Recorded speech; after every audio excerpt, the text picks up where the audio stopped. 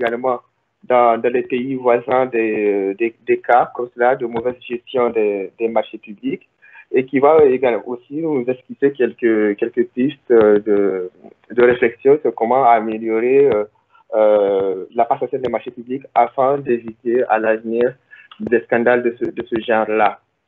Enfin, nous avons le président du mouvement patriotique nigérien, M. Ibrahim Yakuba, qui va nous parler également des marchés publics et de comment il entend, lui, apporter cette contribution pour qu'il n'y ait pas de scandales de ce genre à l'avenir, comment améliorer l'organisation de la passation des marchés publics.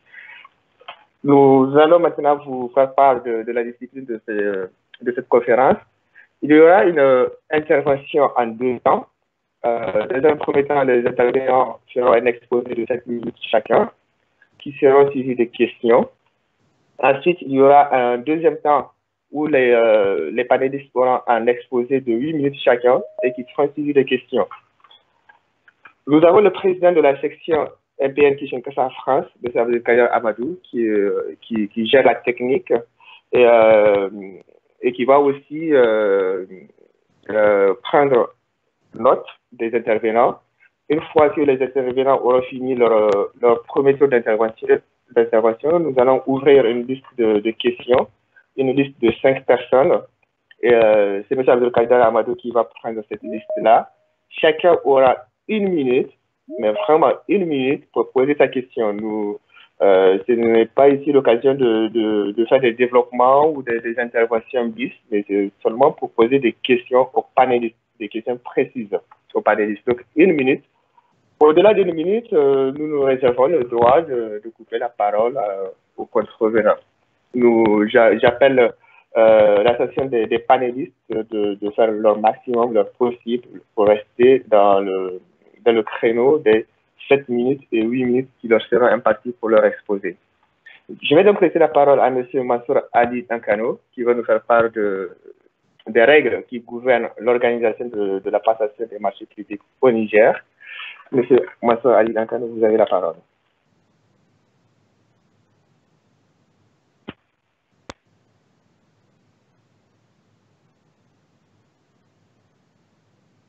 Mansour, tu peux activer ton micro, s'il te plaît, on ne t'entend pas.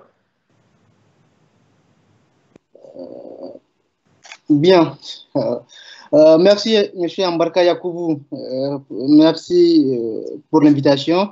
Bonjour également aux panélistes et aux participants à cette conférence. Je me réjouis de participer, d'autant plus qu'il s'agit là d'une première qui nous permet d'intervenir sur un sujet d'intérêt national. Je dois reconnaître que le thème des marchés publics est particulièrement bien choisi. Cela a été dit par M. Ambarka Yakoubou. Il s'agit d'un sujet d'actualité brûlant au Niger et d'usage, quand on intervient, on essaie de ne pas mentionner les sujets d'actualité. Il est d'usage de ne pas mentionner cette actualité. Mais j'ai craqué pour cette présentation et j'ai été parcourir les quelques feuilles du rapport d'audit sur les marchés publics qui ont fuité sur les réseaux sociaux. Du coup, je ponctuerai mon intervention dans un certain nombre de recours à des éléments contenus dans ce rapport dont on a pu prendre connaissance. Avant d'en venir à la procédure de passation des marchés publics proprement dite, comme suggéré par le modérateur, je vous présente déjà lors de mon intervention. Du coup, je ferai d'abord une petite introduction, le rappel de quelques éléments qui me semblent importants, comme c'est que les marchés publics, la nature juridique du Code des marchés publics au Niger, avant d'attaquer sur la procédure de passation des marchés publics classiques. Il s'agit là des marchés publics dont la passation est régie par le Code des marchés publics, mais aussi les marchés publics obéissant à des règles spécifiques. Donc, il s'agit pour ce cas des marchés publics relatifs à la défense ou à la sécurité nationale. Sur l'introduction, rappelons que le droit nigérien définit les marchés publics comme étant des contrats écrits à titre onéreux, conclus pour la réalisation la livraison de fournitures ou la prestation de services par les autorités contractantes. Et ce qu'on appelle contractant nigérien, c'est l'État, les collectivités territoriales, les établissements publics, les sociétés d'État, etc., etc. Cette définition région, celle que propose le doyen Gérard Cornu, lequel envisage les marchés publics comme étant une expression générique englobant les contrats administratifs passés par les collectivités publiques ou établissements en vue de la réalisation de travaux, de la production de fournitures ou de la prestation de services dans les conditions fixées par une réglementation générale. Sur cette réglementation générale, au Niger, c'est un peu rapide, s'il te plaît, doucement. Au Niger, les marchés publics sont régis à la fois par des textes communautaires. Il s'agit essentiellement des directives 04 et 05 de l'UEMOA. Le Niger est État partie à l'UEMOA, mais aussi essentiellement du décret numéro 2016-641 du 1er décembre 2016 fixant les règles concernant les marchés publics et les délégations des services publics. Comme vous pouvez le voir, au Niger, c'est un décret qui institue le code des marchés publics ou qui le consacre. La raison est liée au fait que, comme vous devez le savoir, il y a une répartition qui est faite, notamment par l'article 99 de la Constitution, entre les domaines relevant du législateur et les domaines relevant du pouvoir réglementaire. Et il y a un principe qu'on applique souvent. Ce qui ne relève pas du domaine de la loi relève du domaine réglementaire, dans le sens où l'article 99 énumère de manière limitative les domaines dans lesquels la loi intervient. Ce qui explique que ce soit un décret et non une loi qui réglemente le domaine. Les marchés publics sont une opération à procédure. Et donc, le décret de 2016, rappelé tantôt, régit les règles à la fois de passation, l'approbation, l'exécution, le règlement et le contrôle des marchés publics. Avant d'entrer dans l'intimité des règles de passation des marchés publics, j'aimerais rappeler qu'au-delà des règles, de ces règles constitutives du droit positif, il y a également un certain nombre de principes et de valeurs qui encadrent de bout en bout les marchés publics. Ces principes, ce sont ceux de la libre accès à la commande publique, de l'égalité de traitement des candidats, de la transparence des procédures, de l'économie et d'efficacité du processus d'acquisition, excusez-moi, et de la reconnaissance mutuelle. Ils sont contenus dans la loi du 28 octobre 2011. Par exemple, pour les trois principaux principes ou valeurs, on a celui de l'égalité de traitement des candidats. Ce principe découle de l'égalité devant le service public, qui lui-même est une composante ou une déclinaison du principe d'égalité devant la loi tel qu'il est consacré par l'article 10 de la Constitution du 25 novembre 2010 du Niger. Ce principe interdit de manière triviale, je dirais, à ce qu'un candidat soit favorisé au détriment d'autres candidats. Ensuite, le principe de transparence, qui s'applique à la fois dans tout ce qui est consultation, publicité, et qui vise fondamentalement à garantir que les offres et les prestations soient de qualité. Le dernier principe important, c'est le libre accès à la commande publique, qui commande pour les autorités contractantes de mettre en place des règles permettant à tout candidat d'accéder librement à la consultation. On est donc loin, pour faire un commentaire, des marchés passés en catimini ou réservés de droit ou de fait à un candidat coopté. Des arrangements qu'on a pu constater et qu'on a pu lire entre l'autorité contractante et des entreprises pour lesquelles sont fléchés certains marchés publics. Par ailleurs, et au-delà des principes que je viens de rappeler, il y a au Niger un code d'éthique et de déontologie mis en place par un décret de 2018. Il s'agit du décret numéro 2018-496 qui consacre ces codes d'éthique et de déontologie et qui précise les valeurs fondamentales qui doivent guider les différents acteurs publics comme privés qui interviennent dans les procédures de passation des marchés publics. Pour en venir à la passation des marchés publics à proprement parler, Avant de passer à un marché public, il y a une procédure ou un préalable par lequel on passe. C'est celui de la détermination des besoins. Dans le cadre de cet exposé, et pour le mettre en lien avec le sujet d'actualité, j'ai décidé de m'en tenir qu'au marché public de l'État. Et donc, pour faire fi des marchés publics des collectivités et d'autres personnes morales de droit public qui sont assujettis au code des marchés publics. Donc, pour la passation des marchés publics, on commence par identifier la personne publique chargée de ce marché, commence par déterminer ses besoins. Cette détermination des besoins consiste à déterminer précisément la nature et l'étendue des besoins permettant aux candidats au marché public de proposer des produits conformes. Donc, si... Mathieu, ça fait plus de 7 minutes.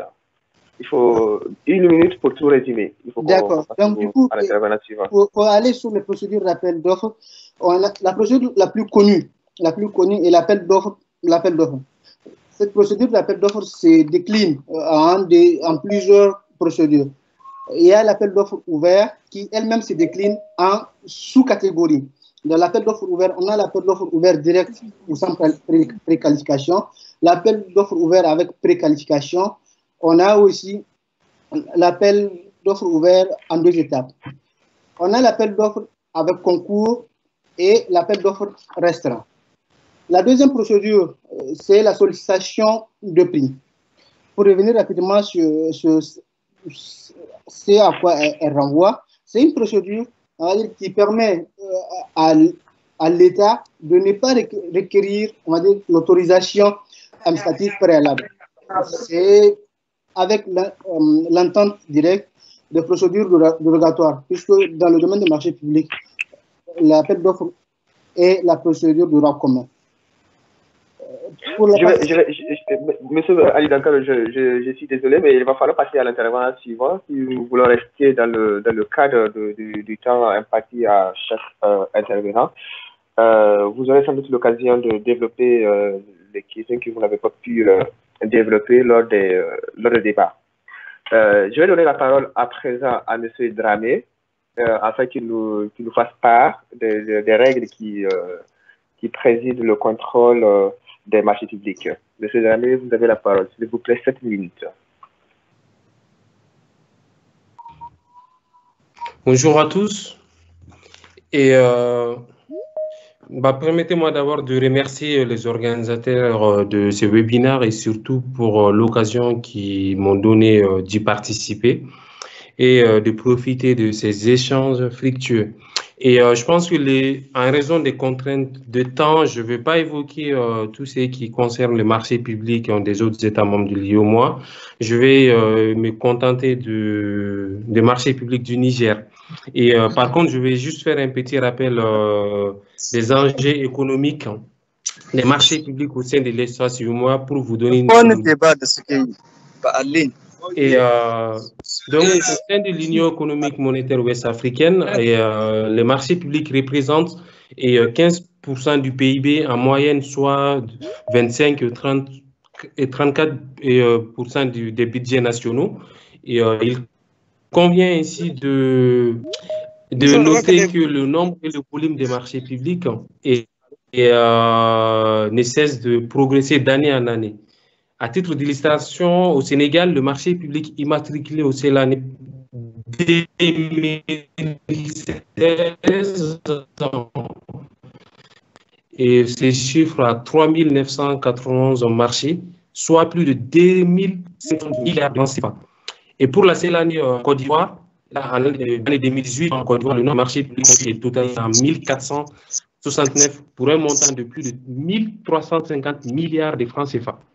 Pour le cas du Mali, en 2017, 4883 marchés ont été conclus pour un montant de 741 milliards de francs CFA. Et en ce qui concerne le Niger, au titre de l'année 2018, 2191 marchés ont été enregistrés, représentant un montant global de plus de 618 milliards de francs CFA. En effet, au Niger, le nombre et le montant des marchés publics ont presque triplé entre 2017 et 2018. C'est-à-dire en 2017, on était sur 769 marchés et pour un montant de 256 milliards. Or, en 2018, on a triplé, on est passé à 10 190 marchés pour un montant de 600 milliards de francs pour être précis. Donc, je n'ai pas les chiffres des exercices budgétaires de l'année 2019 au Niger, mais je pense que les chiffres devront encore évoluer entre 2018 et 2020 au Niger. En fait, ces chiffres que je vous ai donnés permettent tout simplement de vous donner, en fait, de vous démontrer la part importante que représentent les marchés publics dans la sous-région ouest africaine. C'est ces raisons qui ont d'ailleurs justifié l'intervention de l'UEMOA dans le cadre des marchés publics à travers ces directives de 2005 qui ont été transposées par l'État du Niger et en adoptant un code des marchés publics dont la dernière version date du 1er décembre 2016 qui a été évoqué par Mansour. Donc, ces codes prévoient d'énormes dispositions de contrôle afin, d'une part, de punir certaines publiques et d'autre part, les finances, notamment d'assurer les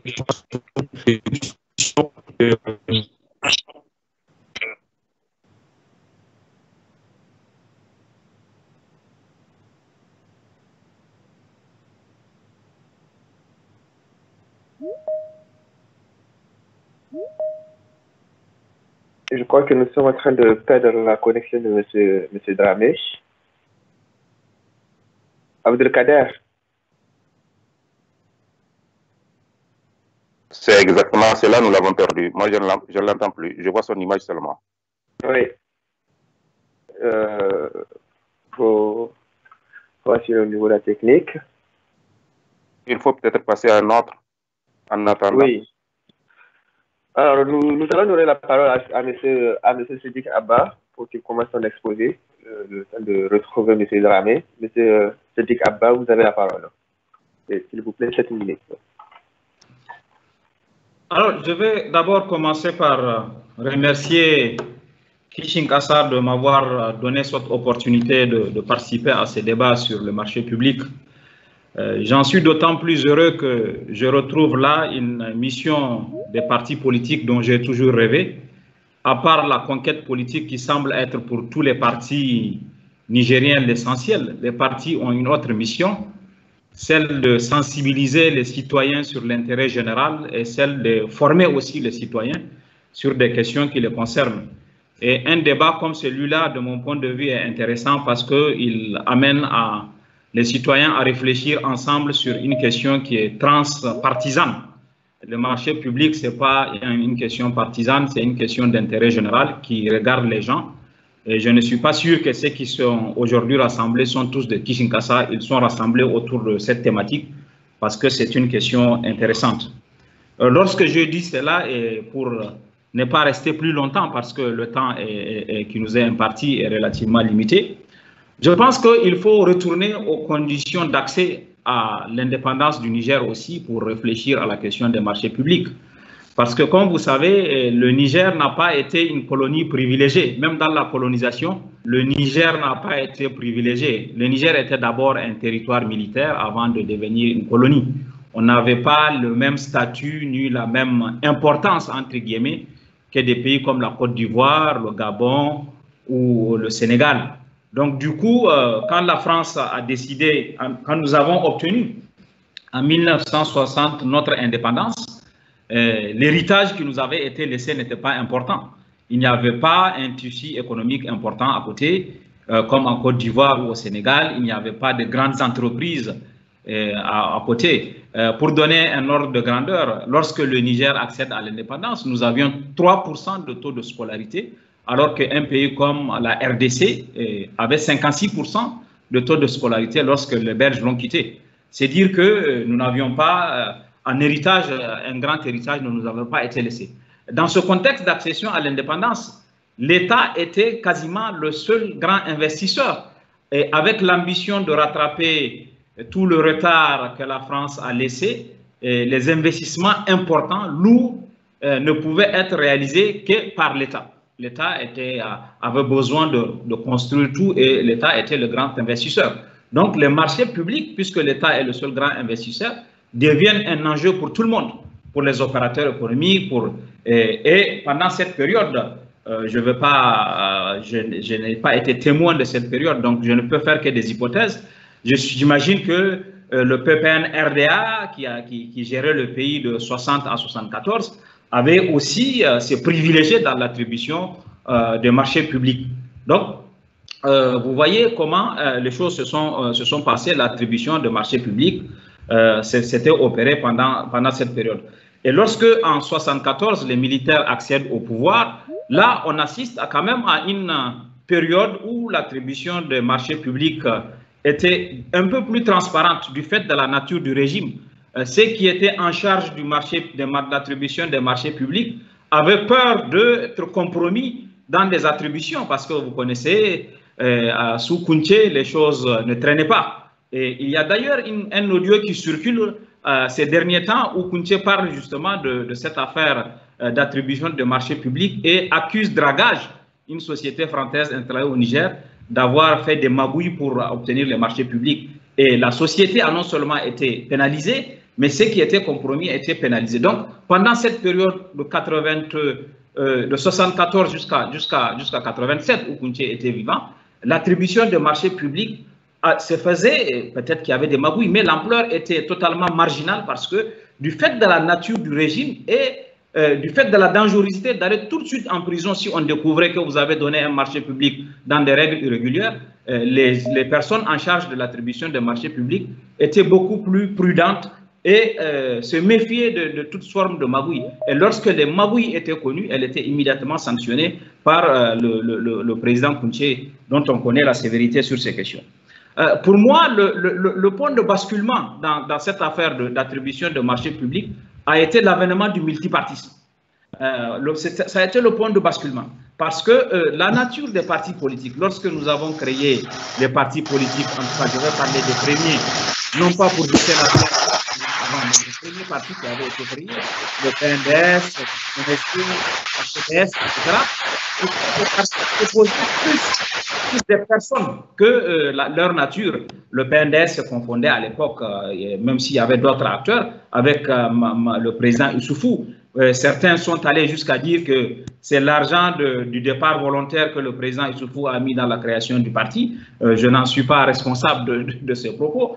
Mais Maman Ousmane aussi a eu un apport personnel dans la création du parti. Et la nature de ces formations politiques a fait que la question du financement par la suite a commencé à se poser.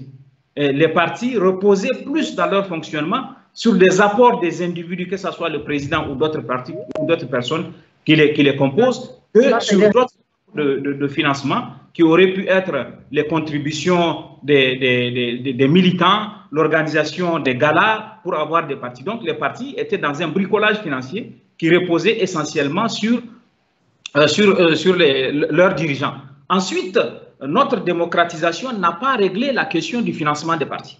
On n'a pas beaucoup réfléchi à mettre au niveau de l'appareil d'État la question de la santé financière des partis pour leur permettre d'avoir une certaine autonomie. Et le contexte de fragilité des partis a ouvert une brèche dans laquelle se sont engouffrés les hommes d'affaires, les investisseurs.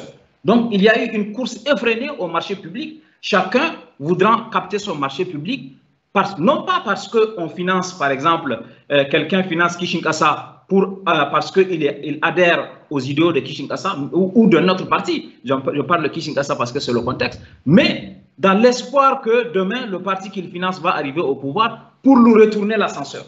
Donc, vous voyez, la fragilité dans laquelle se trouve a servi à ceux qui sont désireux d'obtenir des marchés publics et on s'est retrouvé dans une situation où les partis sont fragiles, où les investisseurs qui attendent un retour sur l'investissement se sont engouffrés dans cette brèche de fragilité. J'aurai l'occasion de revenir par la suite sur les autres développements que je ferai par rapport à cette question-là. Je pense que le temps qui m'est imparti est terminé, donc je vais m'arrêter là.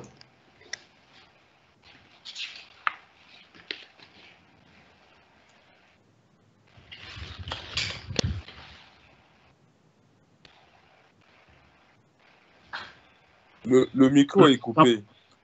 Oh.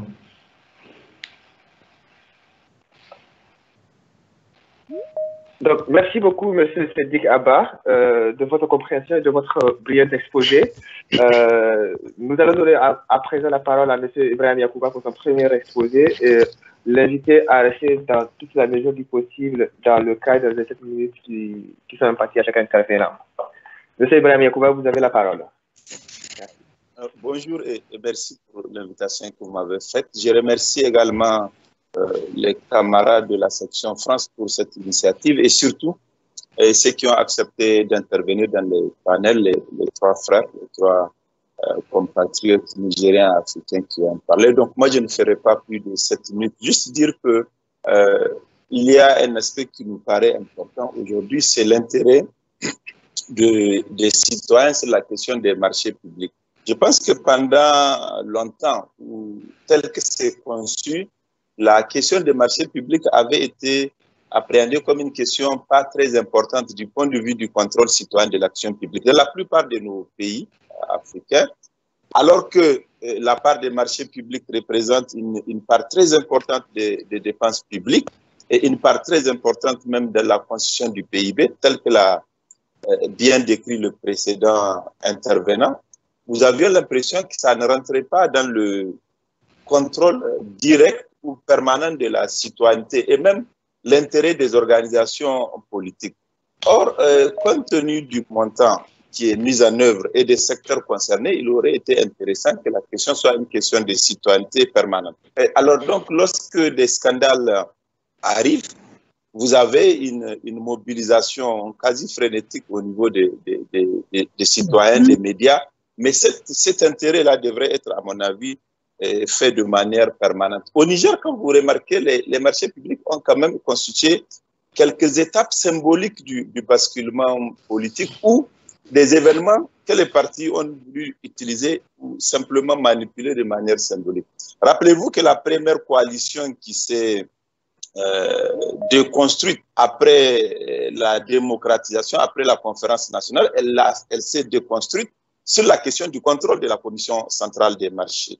Rappelez-vous également que le gouvernement qui est tombé en 2006-2007, un des éléments qui était mis en avant dans la motion de censure, c'était aussi une autre question des ressources publiques utilisées dans le cadre de l'éducation. Rappelez-vous que le gouvernement du président Issouf de la 7e République, la première mesure publique qu'il avait prise dans le premier conseil des ministres, c'était de vouloir faire du remboursement des ressources détournées dans le cadre des marchés publics comme un exemple. D'ailleurs, ils avaient cité le nom de l'opérateur et l'avaient enjoint de rembourser. Et aujourd'hui, au Niger, nous avons certainement le plus grand scandale des ressources publiques qui a été découvert. Un autre aspect qui me paraît important, c'est souvent le comportement des gouvernements. Et ça rejoint ce que Sédik dit. C'est cette volonté ou cette tendance des gouvernants qui sont censés donc être des élus politiques pour diriger la cité à vouloir dédouaner ou faire en sorte que le scandale, lorsqu'ils arrivent sous leur gouvernance, qu'ils ne soient pas su. On a donc un problème un peu surréaliste dans le cadre de la gestion. Lorsqu'un problème de gestion des ressources publiques se pose, on aurait dû s'attendre au fait que le gouvernement qui a le mandat de gérer au mieux les ressources publiques, surtout dans des pays très pauvres ou très insuffisants en termes de ressources comme les nôtres, on aurait dû s'attendre à la part des gouvernements le comportement le plus exigeant. Malheureusement, on constate que les gouvernements sont toujours, lorsque des scandales arrivent, dans la logique de les étouffer. Vous savez que le scandale de l'audit du ministère de la Défense, ce n'est pas une conférence publique du ministre de la Défense. Ce n'est pas par une conférence ou une déclaration publique que nous avons su. C'était par un audio enregistré dans des conditions de conversation privée par WhatsApp qui a permis d'entendre le ministre de la Défense du Niger appeler à ceux qui ont commis ces malversations à être quasiment exécutés sommairement. Donc, ce n'était pas la volonté du gouvernement de rendre cela public. Or, dans une démocratie qui fonctionnerait bien, en tout cas l'idéal, c'est que non seulement le gouvernement qui décide de faire les inspections trouve le moyen d'être le gardien le plus sévère dans la gestion des ressources publiques. Mais ce n'est pas propre au Niger. Je crois que dans tous les pays, vous avez ce comportement. Et c'est une anomalie qu'il faut regarder. L'autre aspect aussi qui est un peu, non pas un peu, qui est vraiment contraire aux finalités économiques des lois qui sont faites pour encadrer les marchés publics, c'est de remarquer que les plus grands bénéficiaires des marchés publics en termes de montant, de manière répétitive, en tout cas pour ce qui est le cas du Niger, ce ne sont pas les plus grandes sociétés en termes d'emploi du personnel ou même en termes de structuration. Souvent, ce sont une personne ou deux ou quelques amis autour de cette personne. C'est donc des personnes qui sont financées. Ce ne sont pas des structures qui sont financées pour produire la richesse, améliorer la contribution à l'économie, etc. Donc, il y a cette idée que les finalités visées par les textes n'ont pas de répercussions directes sur la vie de notre économie. Maintenant, il y a beaucoup d'autres, je vais m'en arrêter là puisqu'on m'a dit que le leur, mais il y a la question de l'égalité des chances et puis il y a la question de l'impunité. Vous avez vu ce matin au Niger, les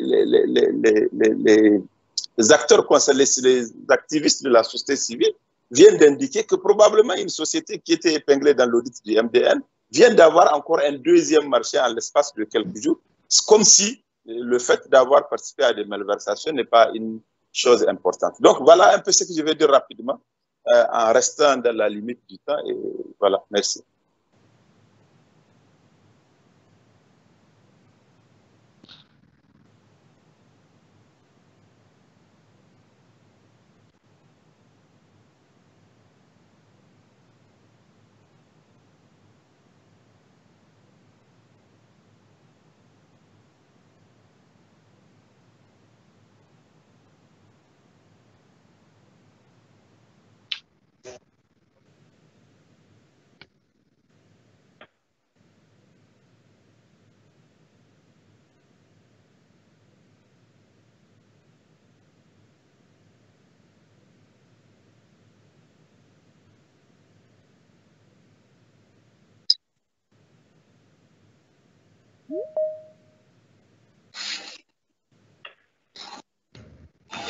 Principalement ceux qui ne sont pas panélistes. Les 4 panélistes, évidemment, ne sont pas concernés par cette invitation.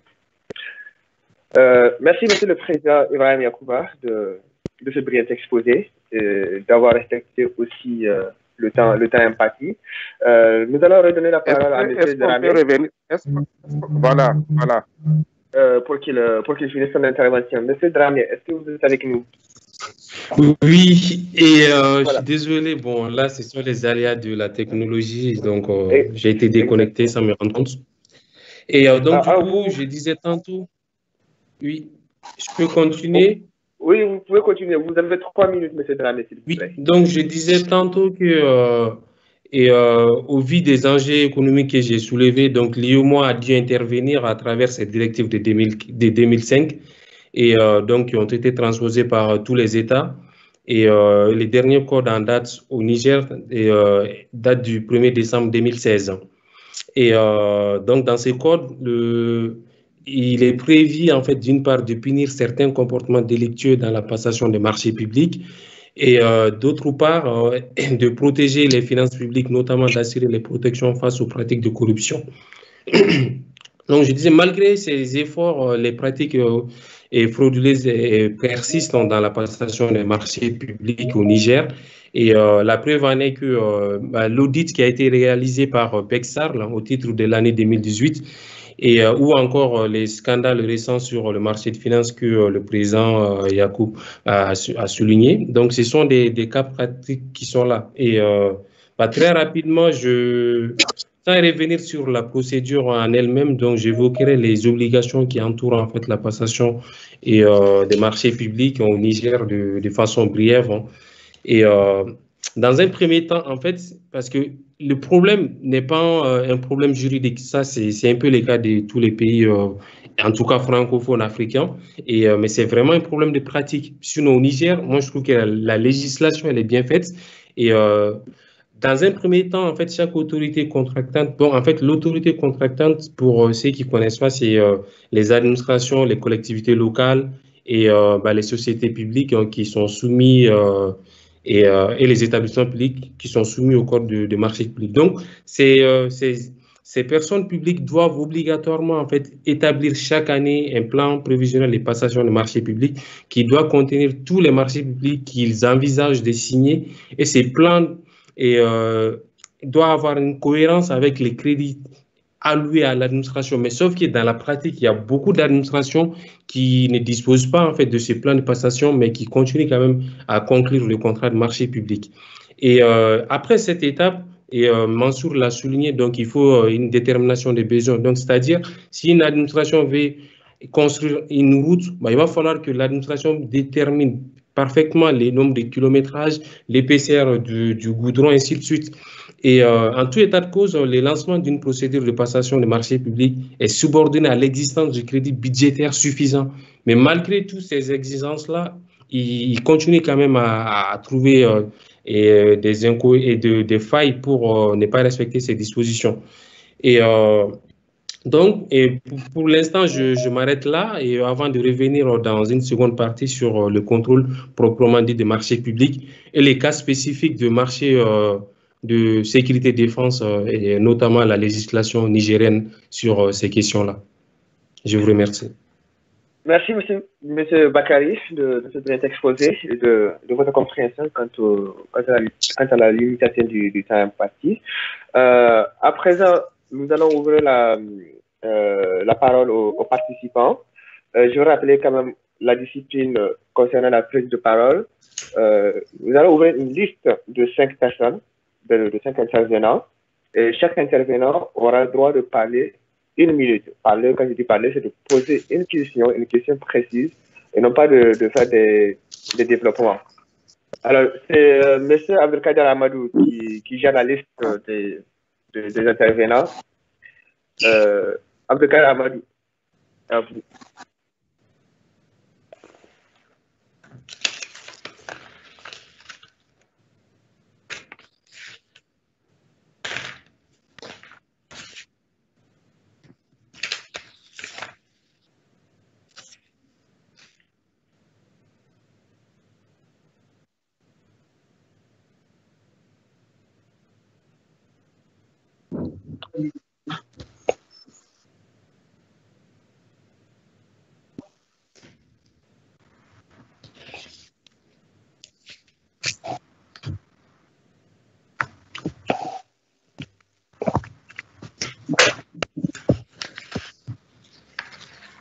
Non.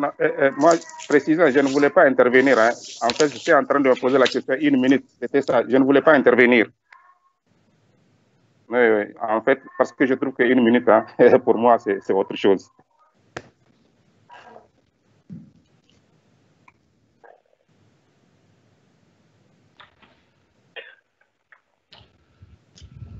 Alors, comme je viens de voir la question de M. Youssoufane, je me permets aussi d'encadrer encore davantage les participants quand ils posent des questions. Vous pouvez poser des questions générales ou à tous les panélistes, mais dans l'idéal, veuillez poser votre question précisément à un panéliste. Ça vous garantira une réponse. Ambarka, si vous voulez, je peux répondre à la question de Youssoufane. Oui, alors pendant que Kader s'occupe de prendre note, comme ça nous fera gagner du temps. Allez-y, M. Dramé. Ok, donc du coup, merci pour la question, Youssoufane, en fait. Et dans la législation nigérienne, et en cas de violation des règles de marché public, et en fait, il y a plusieurs sanctions, il y a plusieurs recours possibles. Et dans un premier temps, on est obligé de passer, c'est pas comme dans les pays comme la France ou dans les pays comme les États-Unis ou le Canada, en fait, parce que nous, ils ont essayé de mettre en place une spécificité qui est un peu adaptée au contexte africain, qui est en fait, dans un premier temps, le recours et administratif valable. Et puis, en fait, l'idée, c'est vraiment trouver des litiges devant les juges, puisqu'en la matière, les juges ne disposent pas de beaucoup de compétences, en tout cas sur le contentieux des marchés publics. Donc, en grosso modo, en cas de violation des marchés publics, imaginez vous êtes candidat à une passation de marché public et que votre offre a été écartée pour X raisons. Et vous avez l'obligation, dans un premier temps, de faire un recours gracieux devant l'autorité contractante à elle-même Je prends l'exemple comme ça, si c'est le ministère de la Défense, et donc vous écrivez un recours gracieux adressé au ministère de la Défense en contestant la procédure. C'est à l'issue de ce recours-là que vous pouvez saisir l'autorité de régulation de marché public d'un recours. Ça, je reviendrai là-dessus rapidement après. Et l'autorité de régulation, c'est l'agence de régulation de marché public au Niger qui est habilitée quand même à trancher la question. Et c'est après la décision de cette agence-là que si vous n'êtes toujours pas satisfait, que vous pouvez aller devant le juge administratif, c'est-à-dire devant la Cour suprême.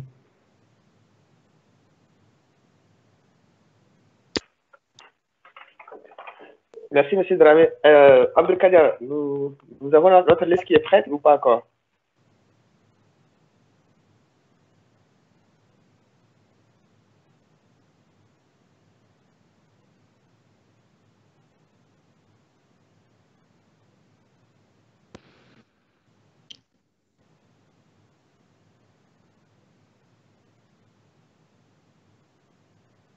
D'accord. Très bien. Je rappelle encore, encore 1 minute et je demande à ce que les intervenants qui posent leurs questions activent leur caméra et déclinent leur identité et éventuellement, idéalement, leur qualité, s'il vous plaît. Alors, le premier participant qui veut poser la question a la parole.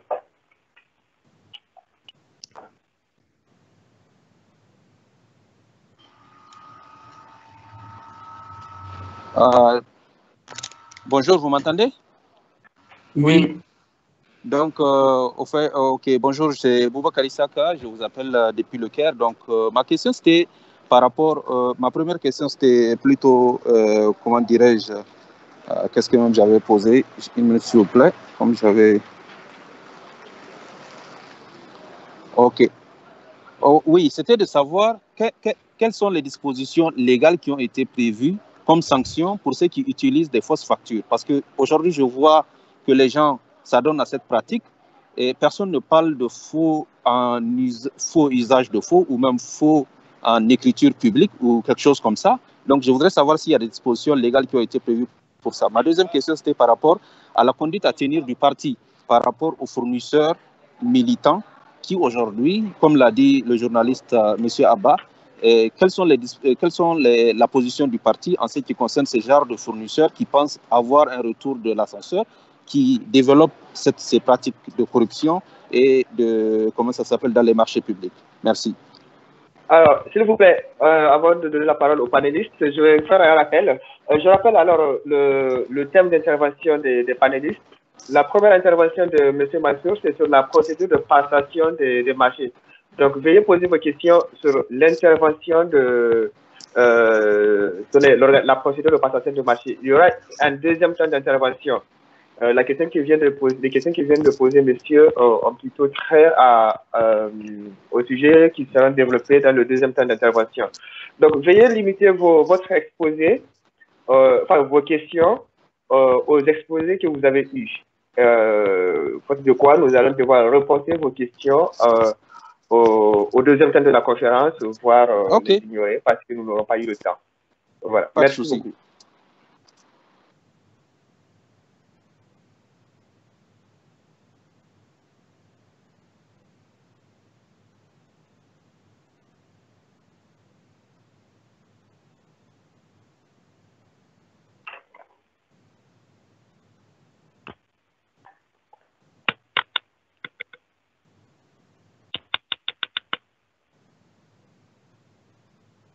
Bonjour et merci, je vous remercie de l'opportunité que vous nous donnez en fait participer à cette conférence. Moi, je suis Ismaël Tankari, Nigérien résident à Paris.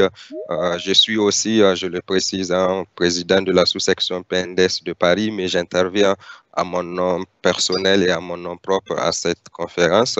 Moi, j'ai été intéressé par les questions évoquées par Sédic Abba sur la nature des apports financiers pour les partis politiques qui a poussé les partis à s'interroger sur la question du financement et donc à revoir un peu la question des de passation des marchés publics. Mais en termes de mécanismes alloués à l'État aux partis politiques, nous savons qu'il y a ce qu'on appelle les fonds politiques qui sont alloués au président de la République, au président de l'Assemblée nationale et à un certain nombre de personnalités, ainsi qu'aux partis politiques pour les aider dans la formation politique de leurs militants. Qu'est-ce qu'il en est de ces fonds-là? Est-ce que c'est pas assez? Est-ce que c'est pas bien géré? Est-ce que ça permet pas aux partis d'être financièrement autonomes et éviter de faire une main basse sur les marchés publics? Je serais intéressé à cette réponse. Et dernièrement, je voudrais adresser aussi une question à Ibrahim Yacouba.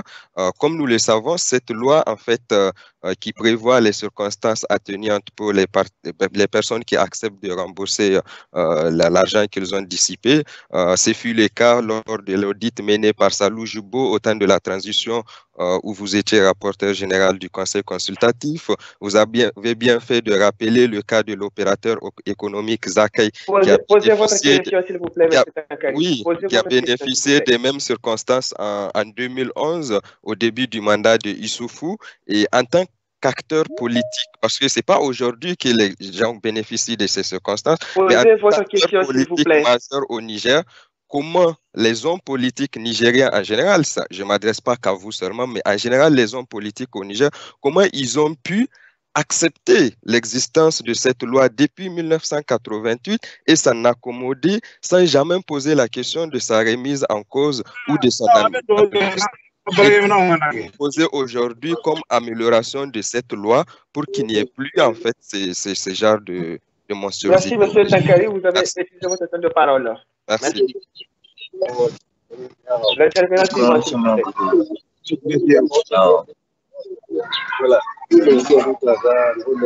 L'intervenant suivant, Abdelkader Amadou, c'est qui l'intervenant suivant?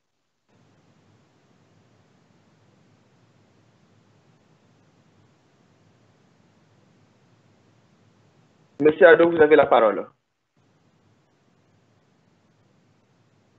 Le suivant. Ado, micro. Merci. Bonjour. Donc, je m'appelle Monsieur Ado Stéphanous, résident à Orléans, professeur d'économie, gestion, docteur en sciences de gestion. Alors, moi, je vous félicite vraiment pour cette initiative très intéressante, vraiment pour l'intérêt général de notre pays. Avant ma question, en fait, je déplore un tout petit peu le manque de temps que vous avez donné aux panélistes parce que vraiment, c'est des sujets très, très passionnants et qu'on ne peut pas développer en 7 minutes, mais ils ont fait vraiment leur exploit. Et donc, moi, je vais me permettre de poser 3 questions très vite sans les commenter. Ma première question, c'est, je vais la poser à Mansour. Qui a fait un exposé très intéressant, en tout cas du point de vue universitaire. Hein. Et on sait très bien qu'au Niger, ce n'est pas les textes qui font défaut, ce n'est pas les lois qui manquent. Alors que préconisez-vous vraiment, sachant que vraiment, on a tous les textes qui sont là pour garantir effectivement une bonne procédure de passation de marché public. Maintenant, la deuxième question, c'est à M. Bakary Dramé. Et M. Bakary Dramé, il nous a un peu avancé des chiffres sur les enjeux économiques de marché public. Je voudrais concrètement, en tout cas, que si vous pouvez avoir le temps de nous expliquer concrètement quel impact pensez-vous vraiment de cette affaire de ministère de Défense sur l'économie du Niger, concrètement. Et ma dernière question, c'est vraiment, j'ai très bien aimé l'intervention de Siddiq Abba, cette histoire qu'il nous a vraiment tracée sur le système en fait de notre politique depuis l'indépendance. Il a parfaitement raison. En fait, le Niger, nous sommes démunis dès la colonisation jusqu'à aujourd'hui. Alors, rapidement, s'il vous plaît, M. Ado.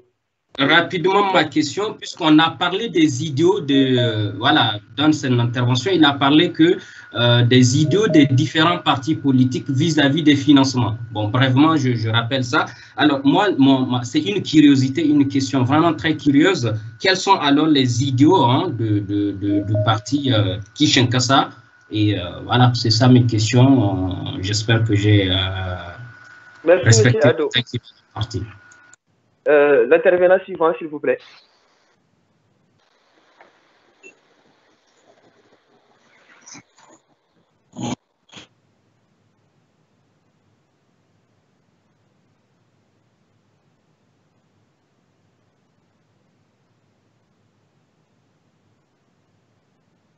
Alors, bonjour tout le monde. Moi, c'est Boubacar Abdelkader du Tchagno et je suis le secrétaire général chargé aux affaires extérieures du bureau MPN Kishin Kassa Pays France.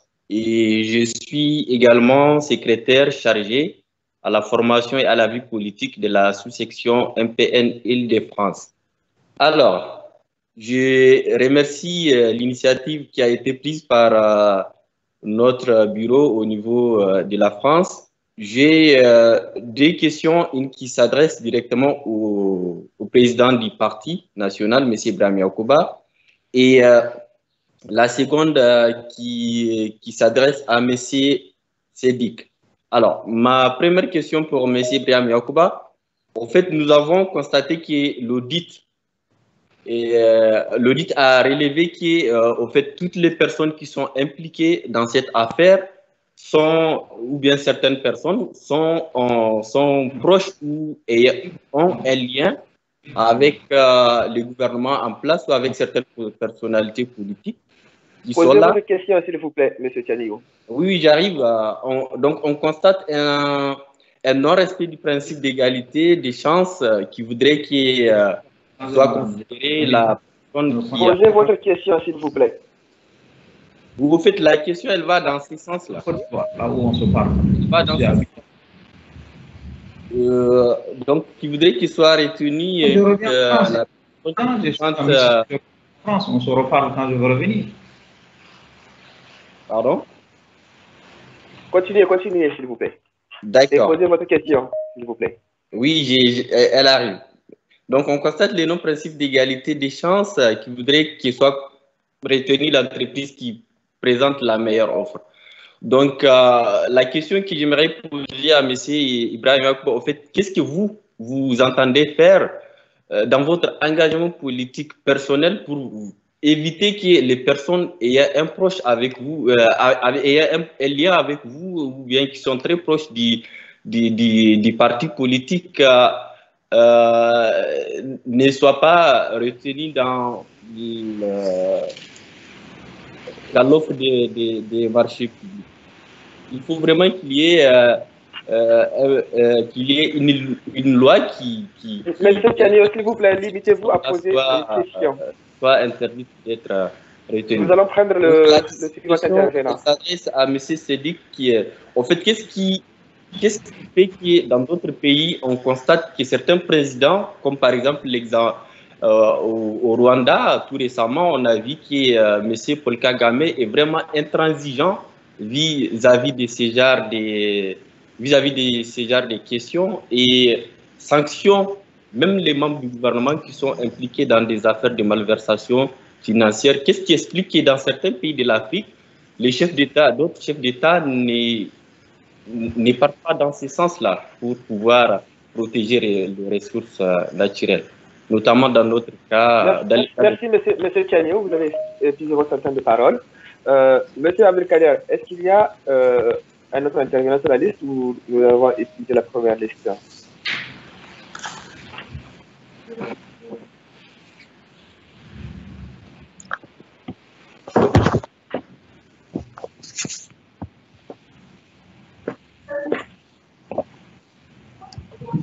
Donc, bonsoir à tous. Donc, c'est moi, je pense, c'est Al-Mokhtar Soumana. Je me présente, je suis président de la sous-section PNDS Tareya Hauts-de-France. Effectivement, je suis aussi présent à titre personnel à cette réunion. D'abord, je me permets de vous remercier vraiment de cette initiative que vous avez faite. C'est des questions transversales qui concernent tout le monde et je suis heureux que vous avez pris en charge ce sujet-là et puis qui nous a donné l'occasion aussi de nous exprimer. J'ai deux questions pour être rapide parce que le temps est très passe vite. La première, c'est pour le journaliste Sedi Kaba que effectivement j'ai apprécié vraiment son intervention. J'aimerais lui demander avec son expérience qu'il a, qu'est-ce qu'on peut faire pour vraiment améliorer le financement des partis politiques? Parce que effectivement, moi en tout cas, je pense que l'un de nos problèmes au Niger, c'est... S'il vous plaît, posez juste une question. Juste poser une question. Voilà. Non, je suis encore dans mon temps, M. Ambarka. Je fais vite. Donc, la première question, vraiment, c'est par rapport à ça. Quelle solution il peut vous proposer pour qu'on améliore le financement de partis politiques, pour enlever le financement privé qui perturbe ça? Et la deuxième, c'est par rapport... question que je pose à monsieur le ministre Ibrahim Yacouba. Effectivement, il a raison de dire qu'il y a moins de contrôle des citoyens par rapport à ces questions-là parce que notre pays, je pense qu'on s'est accommodé de l'impunité au niveau de la société de façon générale. Donc, quelles sont les pistes et les solutions qu'ils peuvent penser, qu'ils peuvent nous proposer pour mettre le contrôle des citoyens, en tout cas pour que les citoyens s'intéressent plus à ces problèmes-là? Merci. Merci à vous, M. Alonso. La liste est épuisée.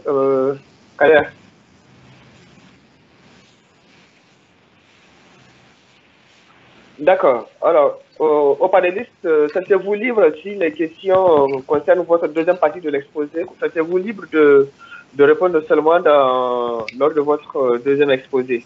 Merci à vous.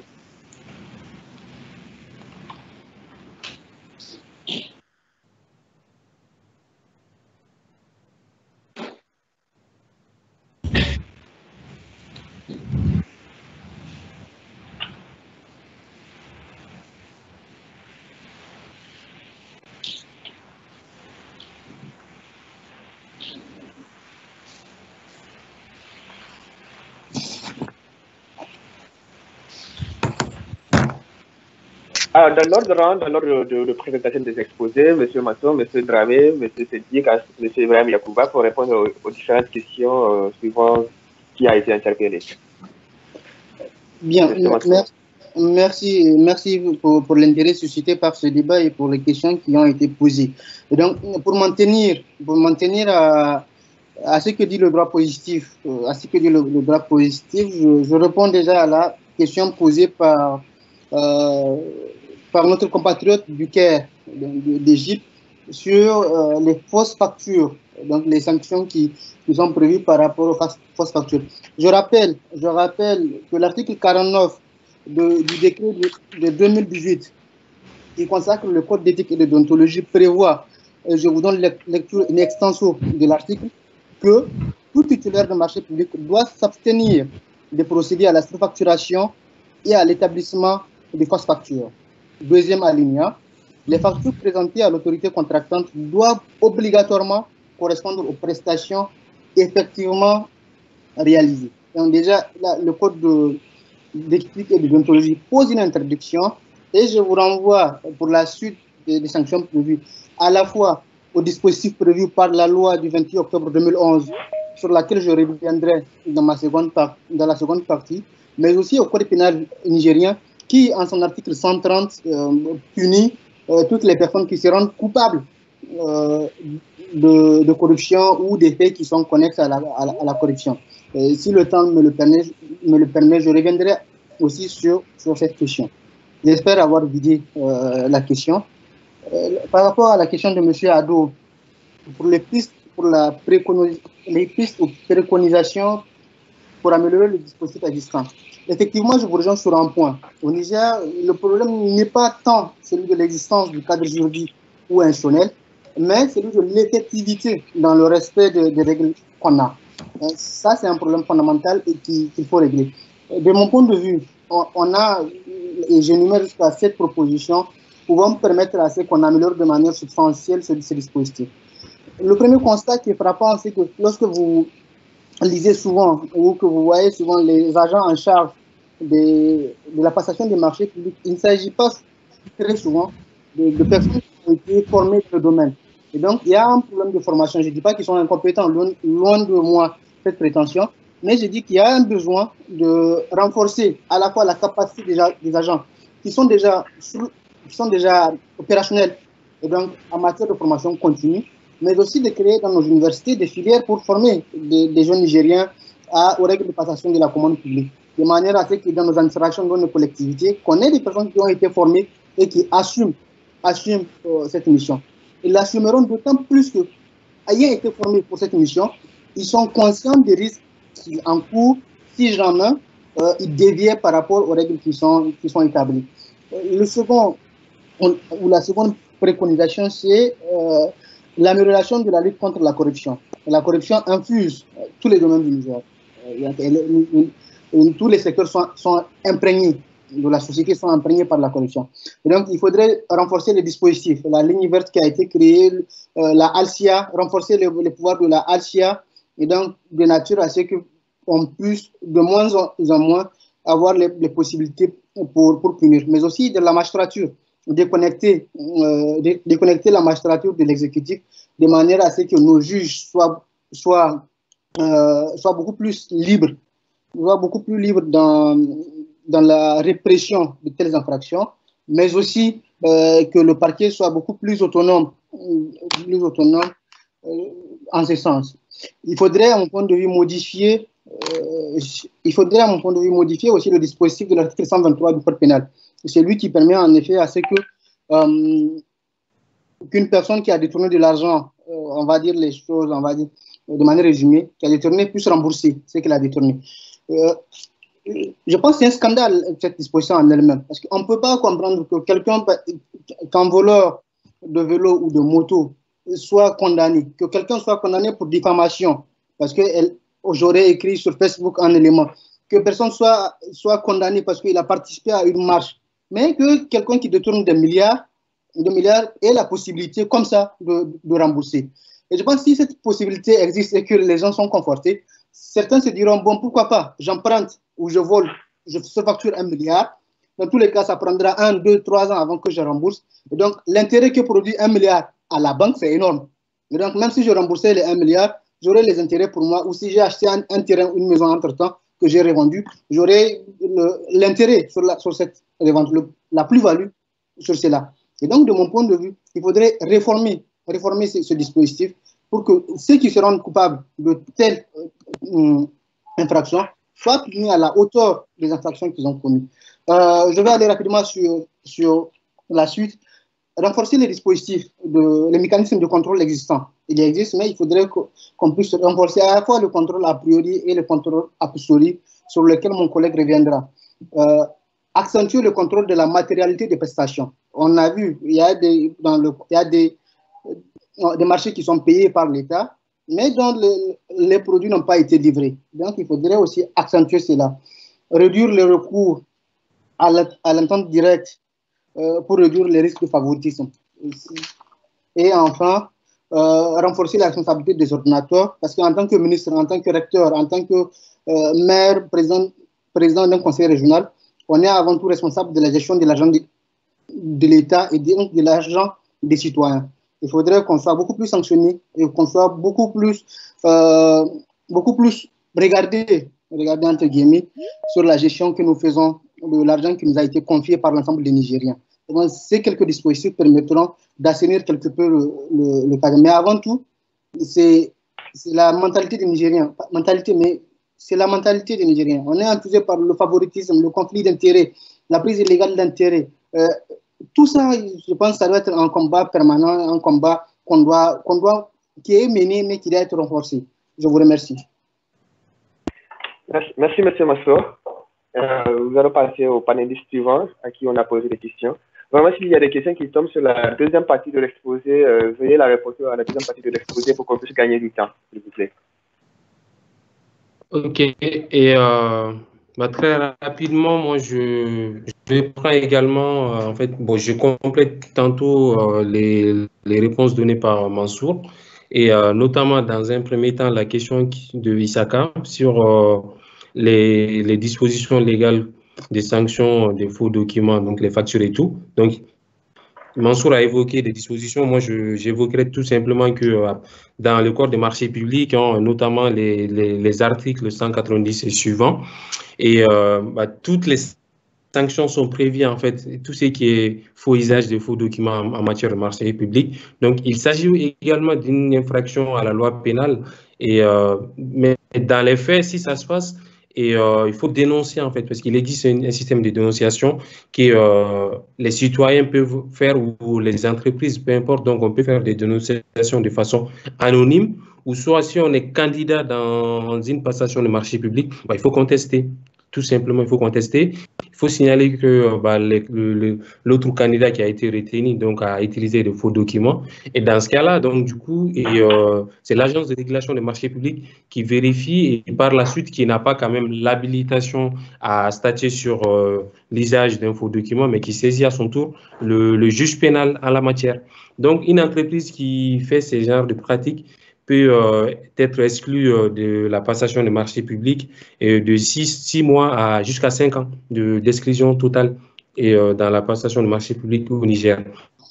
Et pour revenir aussi sur la question qui m'a été adressée directement par Ado, notamment les chiffres que j'ai évoqués sur l'impact de ces chiffres sur l'économie du Niger. En fait, l'impact est là. Donc, comme je l'ai dit, donc, les marchés publics font entre 25 et 34% des budgets nationaux. Donc, c'est important. Et puis, les cas du Niger, je l'ai évoqué. En une seule année, le nombre de marchés ont triplé au Niger. Donc, l'impact est là. Donc, il va falloir que, en fait, comme ça a été évoqué, les acteurs de la société civile s'y intéressent vraiment. Et surtout, ils ont cette possibilité, en fait, de dénonciation anonyme. Il y a des numéros verts, soit on fait juste une lettre anonyme, on l'envoie à l'agence de régulation des marchés publics et on ne fait rien. Donc, c'est l'agence qui fait les enquêtes. Mais après, je sais que dans notre culture, les gens ils vont dire non, tu ne fais pas ça parce que derrière, c'est de l'égoïsme et en fait, ou des jalousies. Non, là, on parle de l'égalité, on parle du droit, des principes fondamentaux de la commande publique qui ont été violés. Donc, dès qu'il y a ces constats, il faut prendre conscience de contester, de dénoncer les pratiques-là. Et c'est pour cette raison d'ailleurs que moi, en termes de perspective d'évolution, d'amélioration, notamment du dispositif qui encadre les marchés publics au Niger, que je propose en fait de renforcer les sanctions. Je reviendrai là-dessus, de vraiment renforcer les sanctions et de sorte que on soit puni sévèrement, en fait, parce qu'il y a beaucoup d'impunité. Et c'est ce qui encourage derrière toutes les pratiques frauduleuses dans la passation du marché public. Et il faut également que les candidats, en fait, les entreprises, les opérateurs économiques, dès qu'ils ont un doute sur la régularité d'une procédure de passation, ils ne doivent pas hésiter à contester la procédure devant l'agence de régulation des marchés publics. S'ils ne sont pas satisfaits devant cette agence-là, ils peuvent aller devant la Cour suprême. Et c'est la Cour suprême qui statue sur la question. Le problème est simple. Il va falloir que en fait, il faut une forme d'activisme en fait de la part des citoyens surtout, parce qu'il faut qu'ils prennent conscience des enjeux qui entourent les marchés publics. Évidemment, en fait, moi, ce que j'ai constaté de façon générale, en tout cas, ce qui concerne les pays africains francophones, il n'y a pas que des violations flagrantes, en fait. Parfois, il y a des violations, mais c'est par l'ignorance, en raison, par manque de connaissance des dispositions légales. Donc, il va falloir vraiment renforcer les capacités des acteurs des marchés publics en les formant, tel que Mansour l'a souligné, en proposant des masters dans les universités qui sont basés sur les marchés publics pour que tout le monde puisse avoir accès en fait à ces informations qui sont quand même capitales à mon sens. Je m'arrête là pour l'instant. Je souhaite que j'ai répondu à toutes les questions.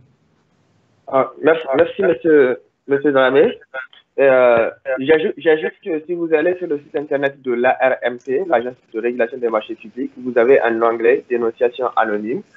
Si vous estimez qu'il y a un marché qui a été passé irrégulièrement. Donc, c'est assez facile à faire dans la pratique. Monsieur Siddiq Abba, vous avez la parole à présent pour répondre aux questions qui sont adressées. Je vous remercie.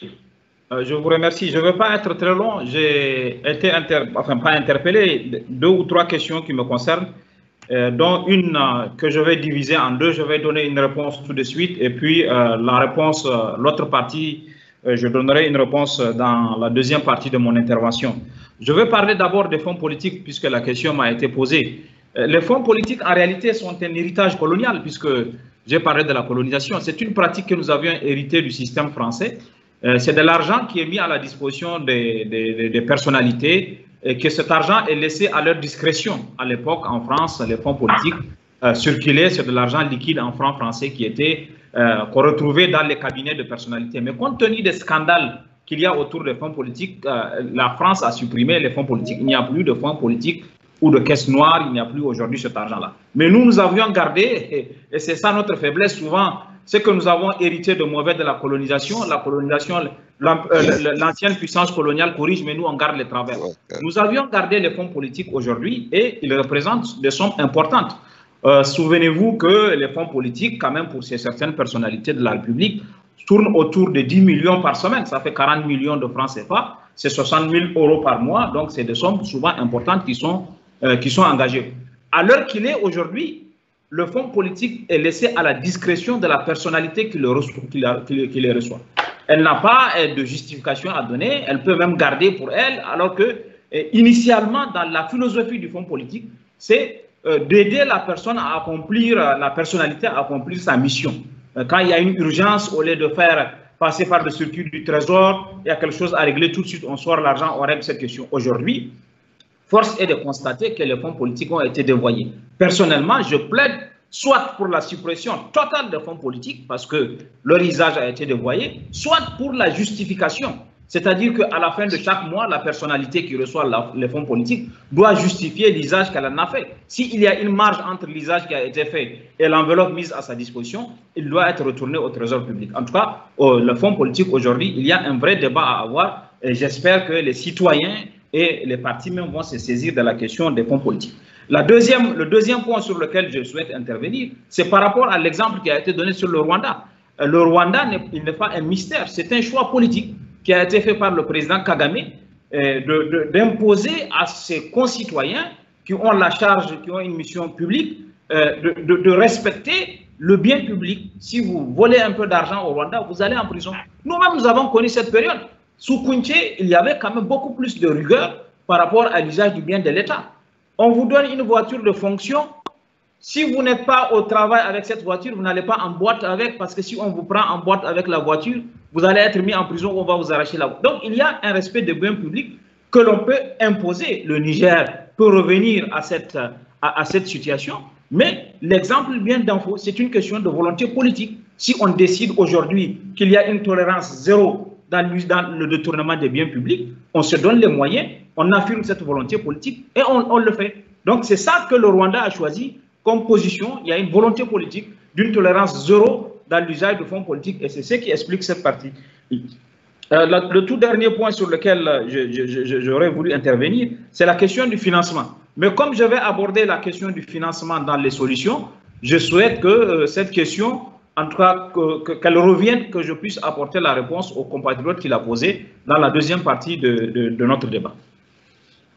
Merci beaucoup, M. Sédik Abba. Vous avez parlé de l'héritage que nous avons de la France. Nous avons beaucoup d'héritages et souvent de mauvais héritages. Et cette affaire du ministère de la Défense nationale est une réplique quasi à l'identique du scandale de l'affaire de Karachi qui a secoué la France. Et, au passage, encore, je souligne que l'article 123 du Code pénal, qui est souvent souligné à l'envi, ce n'est pas un article qui exclut totalement la responsabilité. C'est un article qui prévoit des circonstances atténuantes et qui ne joue pas automatiquement. Des circonstances atténuantes ne veulent pas dire que la personne est dégagée de toute responsabilité parce qu'elle a remboursé les sous qu'elle aurait volés ou soustraits. Ce sont des circonstances atténuantes qui permettent de réduire la peine. D'autre part, cet article concerne les fonctionnaires et dépositaires de l'autorité publique et donc pas les opérateurs économiques qui sont des personnes privées et non pas des fonctionnaires.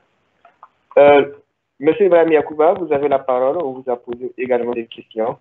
Nous vous écoutons. Oui, je voudrais juste dire quelques considérations sur ce que vous avez évoqué tout à l'heure par rapport à la loi ou aux circonstances atténuantes. Mais ce qui est arrivé au Niger, et qui a été dénoncé, à mon avis, et qui ne doit pas se faire, c'est que, avant même que le dossier n'aille en justice, c'est que le gouvernement s'est substitué et à la justice, et aux personnes concernées, et à tout le monde. C'était cela qui a provoqué, je pense, la première réaction forte de la société, c'est de voir qu'à partir du moment où il y a un rapport qui présume que des malversations graves ont été commises, le comportement normal, c'est d'envoyer ça à la justice, qui, elle, est chargée d'appliquer les lois en toute indépendance. Mais ce qu'on a vu au Niger, c'est que c'était le gouvernement qui est venu faire une déclaration solennelle à partir de laquelle il appliquait la loi et il expliquait ce qu'il était en train de faire. Ça, c'est une anomalie et ça n'a rien à voir avec le contenu de la loi. D'abord, si on doit le modifier ou pas, ou considérer qu'il n'est pas à la hauteur. Ce qui n'est pas à la hauteur, c'est d'abord le comportement du gouvernement qui veut se substituer aux auteurs des malversations, et c'est à n'y rien comprendre pour les citoyens. Parce que comme je l'avais indiqué tout à l'heure, il y a des comportements qui sont attendus des gouvernants, des acteurs économiques ou des acteurs de la société civile. Ce qui est attendu d'un gouvernement, quel que soit le pays et quelle que soit la situation, si les biens publics sont compromis, le gouvernement met en œuvre les moyens que la loi lui donne pour faire justice par rapport aux ressources, par rapport aux actes qui ont été posés. Deuxièmement, sur la question des textes en vigueur, notre frère avait évoqué que les textes sont bons de la plupart. Bon, on verra en deuxième partie qu'il y a des corrections à apporter, mais une des difficultés dans les pays africains de l'application des textes liés au marché public, c'est que la perception qui est faite des partis qui dirigent les régimes de la plupart des États, c'est que les marchés n'ont pas une finalité d'investissement productif. Rappelez-vous que lorsque les textes ont été conçus, c'est de dire qu'un sou dépensé doit être un sou qui produit la richesse et qui est utilisé au mieux de l'intérêt de la collectivité. Mais ici, la finalité, c'est comment on gagne de l'argent, comment on finance son parti, comment on finance l'enrichissement de ceux qui dirigent et des opérateurs économiques. Et c'est pourquoi vous avez vu d'autres pratiques se sont développées, comme le marché de gré à gré. Vous avez vu tous les conseils des ministres que vous prenez au Niger sur une période très, très longue. L'essentiel des marchés sont donnés dans le cadre de marché de gré à gré ou en appel d'offres restreint, alors que la loi a précisé que le marché de gré à gré est une exception, non seulement qui doit être autorisée, mais surtout qui doit être justifiée. Donc, vous avez des textes qui sont faits de manière à peu près correcte, mais le détournement par l'appareil de l'État est un souci. Et c'est pourquoi j'avais dit qu'il y a une nécessité de faire en sorte que l'accès aux données publiques soit la règle en matière de gouvernance, quelle qu'elle soit. Quelle que soit la gouvernance, si vous ne créez pas les conditions de l'accès à l'information qui permet aux citoyens d'exercer une pression et un contrôle vertueux sur les gouvernants, vous aurez des difficultés qui me paraissent très importantes. Sidik a bien évoqué la question du financement des partis politiques, il va en parler plus tard. Mais je voudrais juste dire, parce qu'un des intervenants a posé la question, il y a une loi au Niger qui fixe le financement des partis politiques. Mais nous sommes à l'opposition depuis 3 ans à peu près. Mais nous avons écrit au Premier ministre du Niger pour dire la loi prévoit que des ressources soient affectées à des partis en considération des résultats qu'ils obtiennent à partir des dernières élections. Mais depuis à peu près 6 ans, aucun centime n'a été versé à un parti. Nous sommes un parti depuis 4 ans et depuis 4 ans, nous n'avons pas reçu un seul centime des ressources que la loi a prévues pour le financement du parti. Et ça aussi, c'est une instrumentalisation de la loi parce que les partis au gouvernement pensent qu'ils ont les moyens et qu'ils vont utiliser la loi pour étouffer l'opposition, qu'elle ne soit pas en capacité d'avoir des ressources. Donc voilà aussi un fait dont il faut tenir compte. Donc je ne sais pas si j'ai oublié quelques questions, mais je pense qu'il y a un travail très important à faire et les citoyens doivent se rendre compte que le chapitre le plus important d'affectation des ressources, c'est les marchés publics. Nous devons nous occuper des marchés publics, nous devons nous y intéresser pour qu'il ne soit plus possible de mettre en place des arrangements personnels. En deuxième partie, je pense, on va expliquer quelques pistes que nous avons en vue par rapport à la législation sur les marchés publics, par rapport à la gouvernance et par rapport aux sanctions qui peuvent être prises pour que la question de l'utilisation des ressources soit une question importante. Dernier aspect sur la question des ressources affectées à la sécurité. D'autres intervenants vont parler mieux que moi. Mais même là, lorsque vous regardez le décret qui encadre et même la directive au niveau de l'UEMOA qui encadre l'utilisation des ressources affectées à la défense, vous constatez qu'il y a un abus extraordinaire. C'est-à-dire qu'on considère que tout ce qui est au niveau de la défense relève de la question du secret d'État et le gouvernement abuse avec ses amis pour mettre tout et n'importe quoi là-dedans. Or, la législation a bien prévu qu'il s'agit de situations où la publicité peut faire mal au secret d'État ou à la protection de l'État ou des considérations de sécurité. Mais lorsque c'est une marchandise ordinaire qui est produite ou qui est vendue sur un marché ordinaire, vous ne pouvez pas la mettre dans le cadre du marché, dans le cadre du secret de la défense et qu'il n'y ait aucune transparence. J'ai noté en faisant l'analyse de certains conseils des ministres du Niger, même l'obligation qui est faite par la réglementation qui dit qu'à partir de 500 millions, il y a une communication au Conseil des ministres. Même celle-là, souvent, elle est violée parce que la réglementation dit qu'on doit connaître le nom de l'attributeur, l'objet du marché, la nature, le montant, etc. Mais vous avez des communications en Conseil des ministres qui dit communication sur un marché portant sur l'importation de ceci ou l'achat de ceci, sans qu'on connaisse l'identité, le montant et qui va le faire. Ce qui me paraît aussi être une anomalie qui doit être corrigée à l'avenir. Je vous remercie. Merci beaucoup, M. Ibrahim Yacouba. Vous nous donnez formidablement l'occasion de faire la transition sur la deuxième partie de cette conférence. En effet, nous allons entamer à présent la deuxième partie qui va parler d'abord de cette exception que constitueraient les marchés relatifs à la défense nationale et à la sécurité nationale, dans quelles conditions on les passe, comment cela s'organise. Ce sera présenté par M. Mansour Ali Ankano. Ensuite, nous aurons M. Dramé qui va nous parler de contrôle, des organes de contrôle et des types de contrôle qui sont organisés. Qui dit contrôle dit sanction en cas de manquement constaté. Et donc, Mansour nous parlera également des sanctions qui sont prévues, qui sont envisagées au cas où l'on constate des manquements dans la procédure de passation ou d'exécution des marchés publics en général au Niger. Et puis, M. Siddiq Abba va nous parler aussi dans son exposé des pistes qu'il peut nous suggérer pour améliorer l'organisation de la passation des marchés publics. Elle a déjà commencé à en parler, M. Ibrahim Yacouba a déjà commencé à en parler. Il faut avoir l'occasion d'en parler depuis plus amplement cette occasion de deuxième partie. M. Mansour Ali Ankano, vous avez la parole.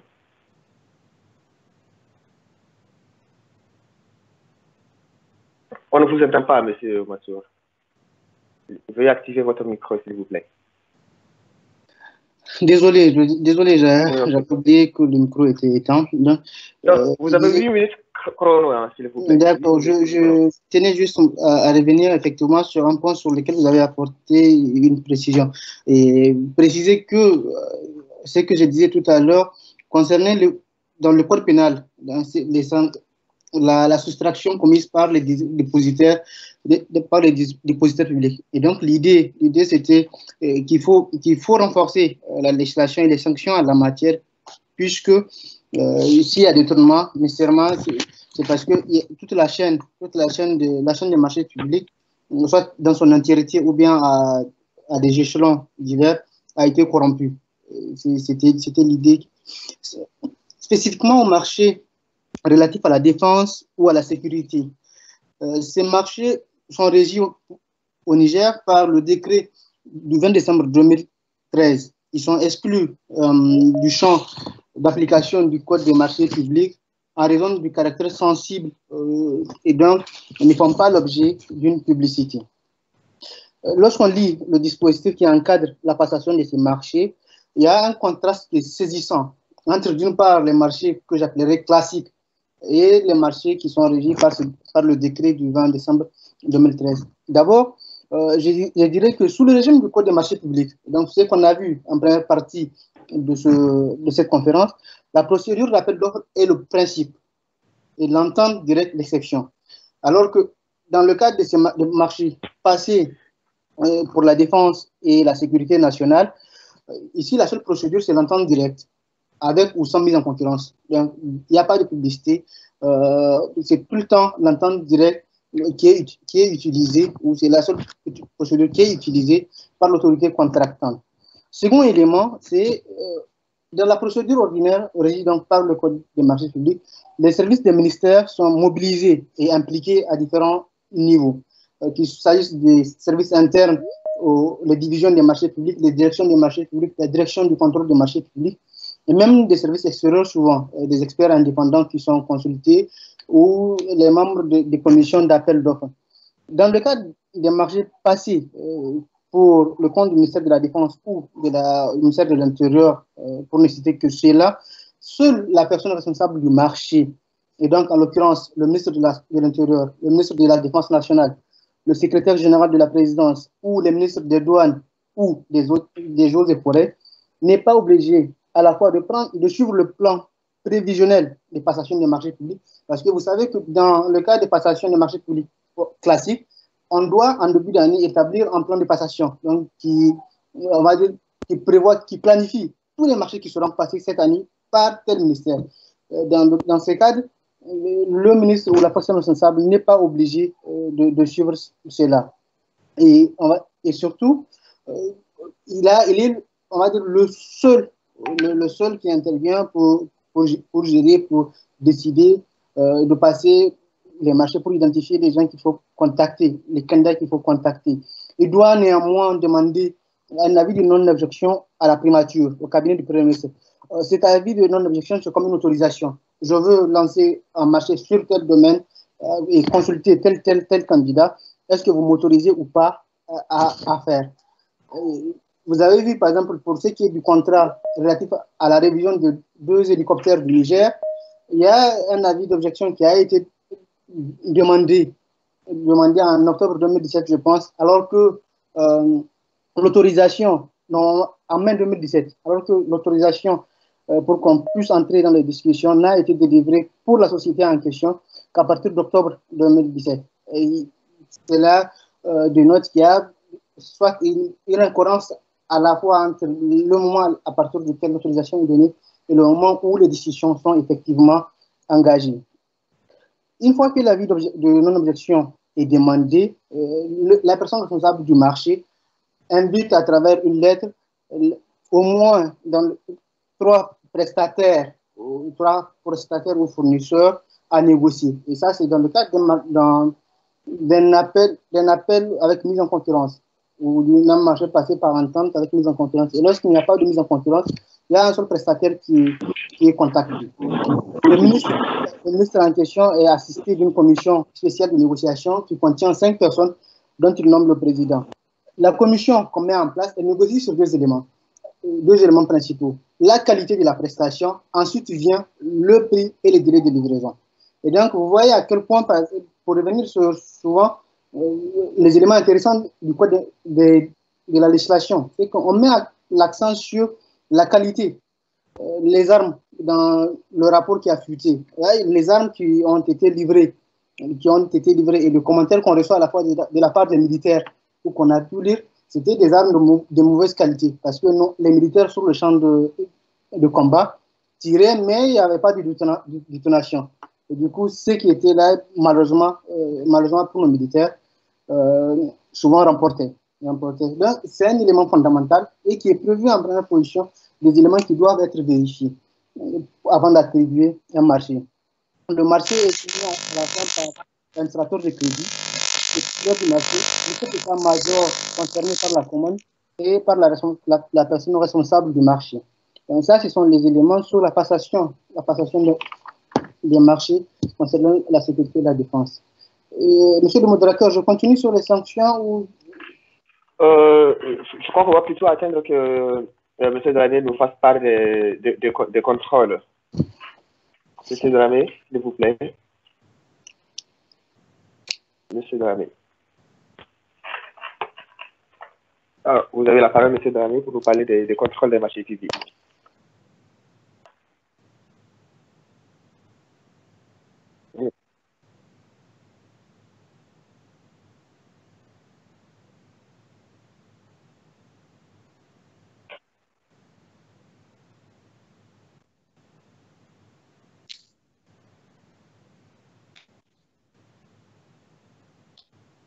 Merci. Alors, très rapidement, je vais évoquer le cadre juridique et institutionnel de contrôle des marchés publics au Niger. Et donc, en fait, le système qui a été mis en place pour garantir la bonne gestion des deniers publics et en raison des spécificités liées au marché public, et en fait, l'État du Niger a jugé nécessaire de renforcer son système de contrôle du processus de passation et d'exécution du marché public en mettant en place 2 structures de contrôle et de régulation des marchés publics. Donc, il s'agit d'une part de la structure en charge du contrôle a priori, à savoir la Direction générale de contrôle et des marchés publics, DGCMP, et l'organe de contrôle a posteriori et de régulation qui est l'Agence de régulation des marchés publics que j'ai évoqué aussi tantôt. Donc, ces 2 organes sont les garants principaux de la lutte contre les pratiques frauduleuses dans les processus de marché publics et de la mauvaise gestion des finances publiques. Et toutefois, ces 2 organes ne puisent pas la gamme d'institutions qui sont chargées de surveiller la bonne application des règles relatives au marché public, puisqu'il en existe d'autres, et tels que en fait, le contrôle de droit commun qui est exercé par les pouvoirs généraux de façon générale de l'État et qui sont censés contrôler et surveiller l'exécution des dépenses publiques. Et voilà, donc en plus de ce contrôle de droit commun, et il y a le contrôle de ces 2 institutions. Donc très rapidement, je balayerai les compétences spécifiques de chaque organe. En ce qui concerne la Direction générale de contrôle des marchés publics et la DGCMP, elle a pour mission essentielle d'assurer le contrôle a posteriori, comme je l'ai évoqué, des procédures de passation de marchés publics. Et son objectif est d'empêcher tous les manquements aux règles fondamentales de passation des marchés publics. À ce titre, et la DGCMP émet des avis sur l'utilisation d'une procédure autre que l'appel d'offres, tel que Mansour l'a souligné. Donc, c'est la procédure d'appel d'offres qui est la procédure de droit commun. Et toutes les autres procédures sont des procédures dérogatoires et, qui exigent en fait une autorisation ou un avis de la Direction générale de contrôle des marchés publics. Mais sauf que dans la pratique, ce n'est pas le cas. Hein. Donc, il arrive que, tel que le président Yacouba a souligné, notamment au sommet de l'État, ils font des marchés d'attente directe d'appel d'offres restreintes sans vraiment prendre l'avis de cette direction, ou même après un avis défavorable de cette direction, ils vont quand même aller et conclure leur marché.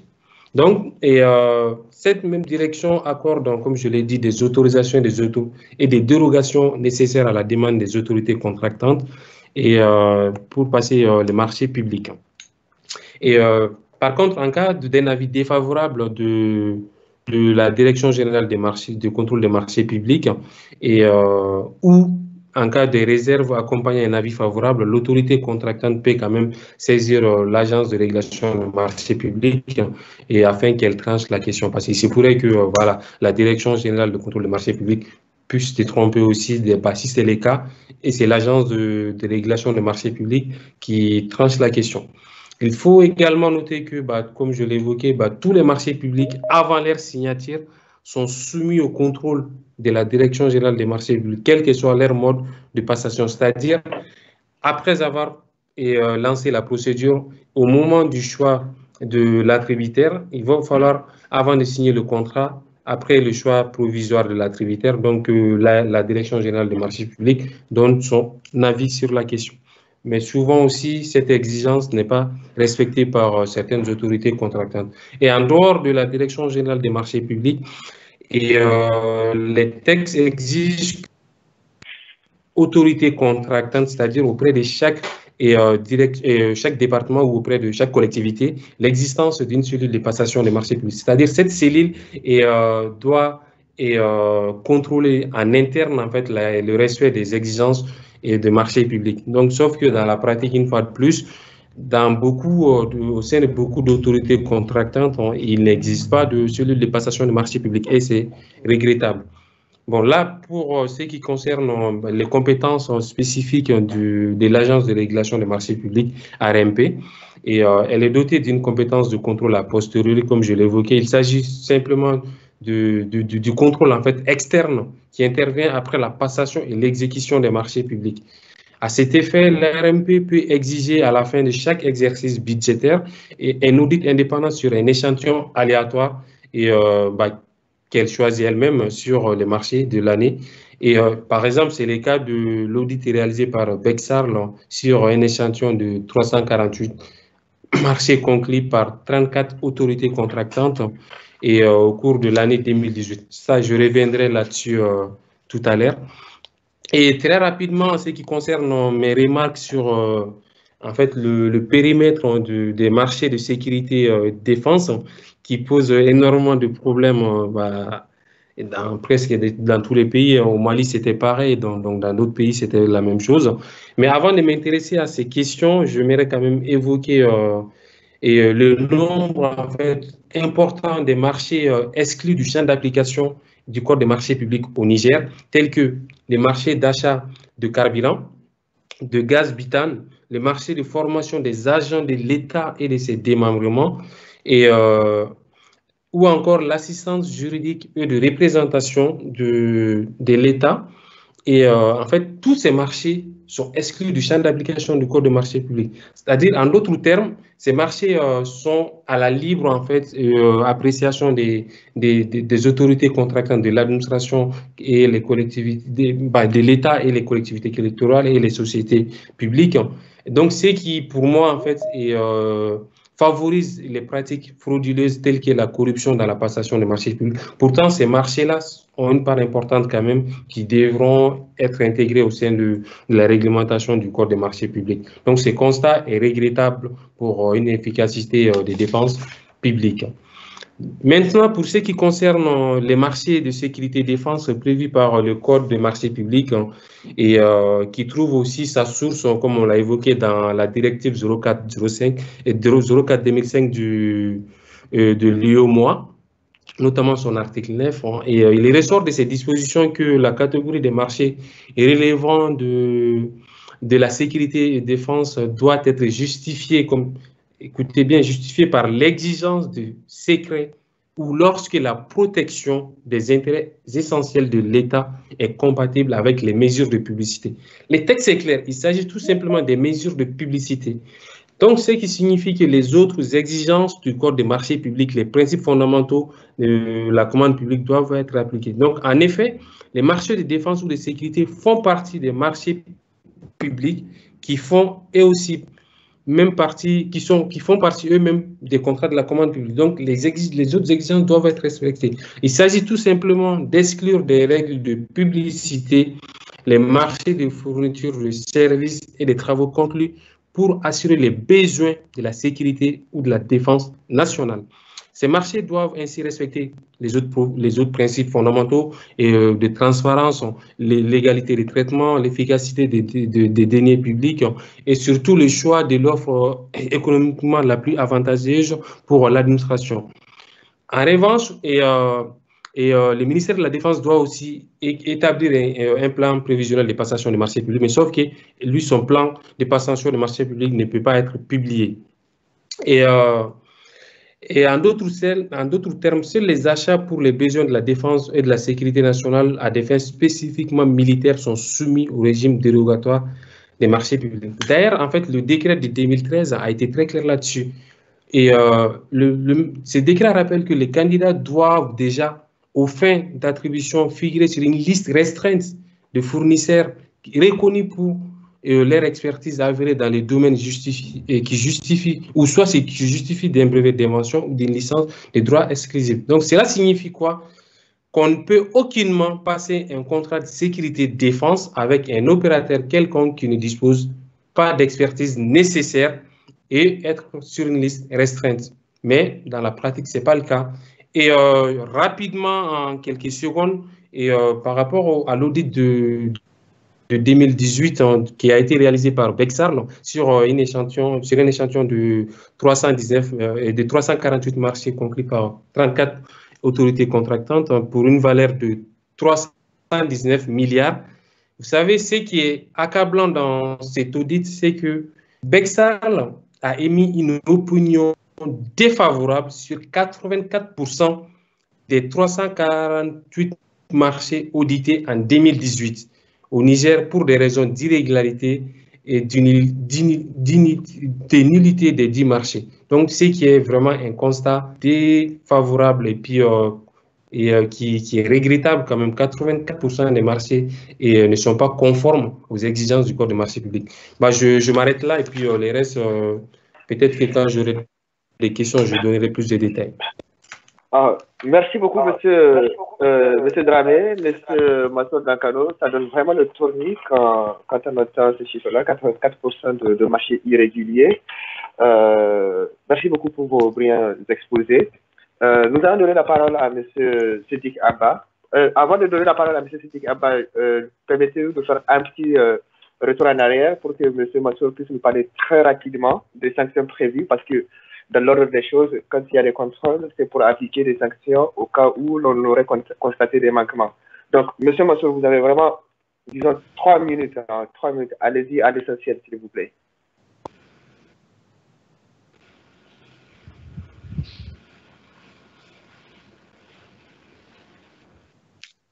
Le micro, Massoud. Désolé, on ne s'y fait pas avec le truc de la conférence en ligne.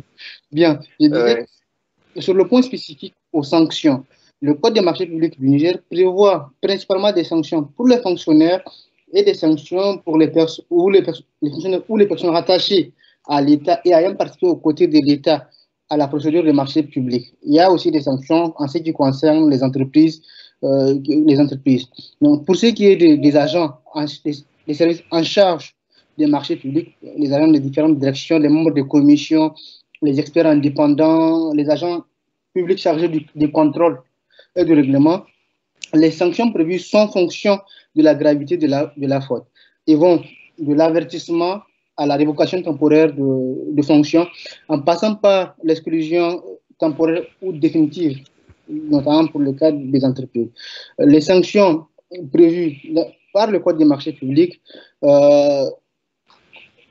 peuvent se cumuler avec des sanctions, peuvent se cumuler avec des procédures judiciaires et donc des condamnations judiciaires. Des sanctions et décisions administratives sont prises par le comité de règlement aussi des différents organes créés et ainsi au sein de l'ARMP. Je rappelais tout à l'heure que la loi du 28 octobre 2011 portant principes généraux du contrôle et régulation des marchés publics, et elle est plus englobante et plus sévère que le Code des marchés publics, car l'article 12 de la loi que je viens de citer dispose que, je cite, quiconque se rend coupable de corruption, de manœuvres frauduleuses ou de tout autre fait ou de toute autre nature répréhensible en matière de marché public est puni conformément aux dispositions du Code pénal. Toutes les personnes sont concernées par cette disposition. Par ailleurs, le Code pénal nigérien prévoit en son article 130 que est puni d'une peine d'emprisonnement de 2 ans à moins de 10 ans et d'une amende de 500 000 à 1 million de francs CFA toute personne qui corrompt un agent ou tout agent public qui sollicite ou accepte un avantage indu. Quant à l'atteinte à la liberté d'accès et à l'égalité des candidats devant les marchés publics, elle fait l'objet d'une section à part entière dans le Code pénal. L'article 134-1 du Code pénal prévoit que toute personne qui profite de son statut au sein de l'État pour faire entrave encourt une peine de 2 ans à moins de 10 ans et d'une amende de 100 000 à 10 millions de francs CFA. La personne à laquelle l'avantage est conféré encourt la même peine. En outre, les circonstances aggravantes peuvent alourdir la peine et les peines complémentaires peuvent être prononcées, notamment la déchéance des droits civiques. Ça, c'est pour tout ce qui est sanctions. Je rappelle juste j'ajoute à titre de commentaire par rapport au seuil. Et ce qui est surprenant aussi quand on lit les seuils prévus par le décret du 1er août 2019, c'est le montant de seuil. Par exemple, pour faire un comparatif, en France, jusqu'à récemment, pour ce qu'on appelle les procédures, les marchés passés en procédure simplifiée ou MAPA, donc ce sont les marchés passés simplement, le seuil est presque équivalent à celui qu'on applique au Niger, alors que à la fois les économies ne sont pas les mêmes et je ne comprends pas le fait qu'on ait des marchés jusqu'à 70 millions de francs CFA qui soient exclus de la passation, pour lesquels on peut juste faire une facture ou des choses comme ça. Et comme l'a rappelé mon collègue aussi, la liste, et figurez-vous que tout ce qui est marché pour les billets d'avion pour les missions diplomatiques et autres, la facture, le téléphone, ne font pas partie du champ d'application du code. Et ça, on va dire, c'est une voie aussi qui permet le favoritisme, parce que c'est des marchés qui vont, selon le marché et selon l'autorité contractante, de 10, 15 à 50, 70 millions de francs CFA. Et donc, je pense qu'il faudrait réduire cette liste et les balancer dans le champ d'application du code des marchés publics. Je vous remercie. Merci beaucoup, M. Dankano. Avant de passer la parole à M. Sédik Abba, je vais parler sous le contrôle de nos deux premiers intervenants par rapport à ce qu'a dit le président Ibrahim Yacouba. En effet, il y a une disposition qui est constante dans les arrêtés qui fixent les seuils de passation des marchés publics, qui dit que tout marché public d'une valeur égale ou supérieure à 500 millions de francs CFA doit faire l'objet d'une communication en Conseil des ministres. Donc, il s'agit des marchés qui sont soumis au code du marché public ou de marchés qui sont soumis à la procédure de passation des marchés relatifs à la défense ou à la sécurité nationale. Les marchés d'une valeur égale ou supérieure à 500 millions doivent faire l'objet d'une communication en période de conseil des ministres. Cette disposition est constante dans tous ces arrêtés depuis au moins 2014. Donc, soit le gouvernement a toujours été au courant de tous les contrats qu'on passe, soit il n'est pas au courant parce que cette disposition n'est pas respectée. Dans les deux cas, c'est gravissime. Alors, je passe la parole à M. Sédik Abba pour qu'il nous fasse part de sa deuxième partie de l'exposé. Merci beaucoup. Je pense que je vais embrayer sur les propos qui ont été tenus par les précédents panélistes, notamment à savoir le dévoiement de l'esprit de loi. Lorsqu'on parle des marchés publics de sécurité et de défense, et de la discrétion dont il faut les entourer, c'est dans un souci d'efficacité, mais ce n'est pas dans un souci de dévoyer la loi pour qu'on se retrouve dans la situation avec laquelle on est aujourd'hui. Vous prenez des hommes d'affaires qui sont dans le BTP, qui fabriquent des briques, vous leur demandez de commander des Antonov ou vous leur demandez de commander des chars de combat, ils ne sauront pas le faire. Parce que lorsque vous allez dans une usine de fabrication de Klanchikov ou d'Antonov, vous qui n'avez jamais ni fait le service militaire, ni une expertise militaire, ou qu'on vous propose des objets, vous allez les prendre, vous allez les ramener et on va se retrouver dans la situation qui est actuellement dénoncée, où du matériel militaire est inadéquat, où il est même inopérationnel. Ce n'est pas spécifique au Niger, comme il a été dit. On a vu dans le cas du Mali, où des avions, des hélicoptères ont été commandés et on les a ramenés. On les a assemblés, ils n'ont jamais réussi à décoller. Donc, il y a une préoccupation du dévoiement de l'esprit de loi qui amène à ce que j'avais commencé à évoquer. On fabrique des commerçants parce qu'on veut les amener à obtenir des marchés publics en échange de quoi ils vont réverser des commissions et le parti va profiter pour s'autofinancer. Les gens qui sont au pouvoir vont profiter dans le cadre de commissions. C'est pour cette raison d'ailleurs que lorsqu'on regarde la vie politique nigérienne récente, on a assisté à des scandales des marchés publics depuis notre accession à la démocratie et à l'indépendance. Sous le président Tandja, tout le monde se souvient, entre autres, de ce marché public du ministère de l'Intérieur où des motos ont été payées à 1 200 000 francs l'unité, alors que leur coût exact aurait pu être de 800 000 francs. Tout le monde se souvient, pendant la transition de Salou Djubo, de l'attribution de la route Bela-Gaya à Mme Alizata Ouedraogo, qui est au Burkina Faso, surtout connue pour l'importation et l'export du cuir, mais qui s'est retrouvée avec un marché de construction de route pour laquelle elle n'a pas de compétences. Ou le scandale du marché de Kandadji, dont je parle dans mon livre consacré à la junte militaire et à ses 10 affaires secrètes. La différence entre ce qu'on a vécu pendant les périodes précédentes et cette période sous la Renaissance, c'est l'ampleur des marchés publics, l'ampleur des détournements liés au marché public. on parle de 110 millions d'euros de pertes présumées rien que pour le ministère de la Défense. Si vous auditez les 43 ministères, puisque aujourd'hui il y a 43 ministères, je suis sûr que vous allez multiplier ce chiffre-là par 10 ou par 50. Donc il y a l'ampleur des affaires qui sont liées au ministère de la Défense, leur volume, leur réitération, leur répétition.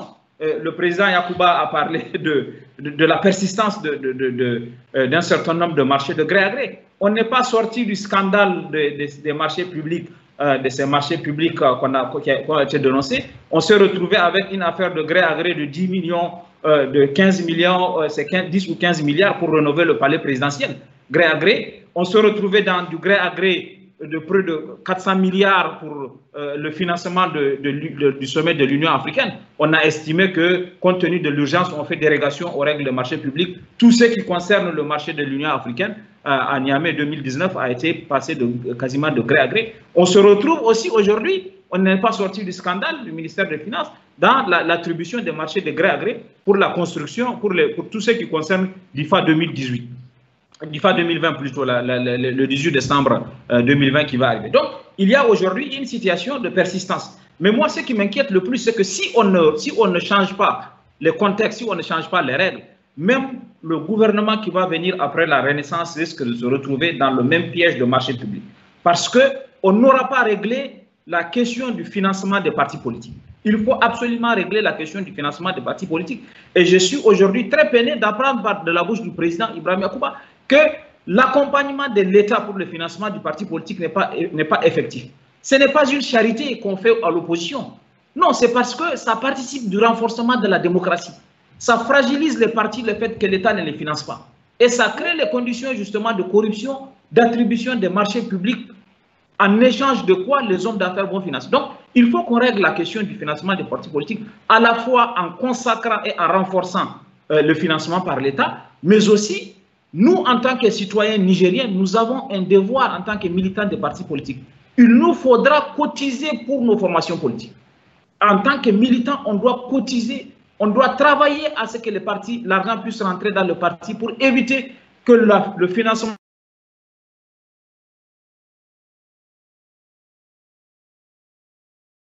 des partis politiques. Ça me semble très important si on veut avancer et si on veut éviter justement qu'on se retrouve dans cette scène.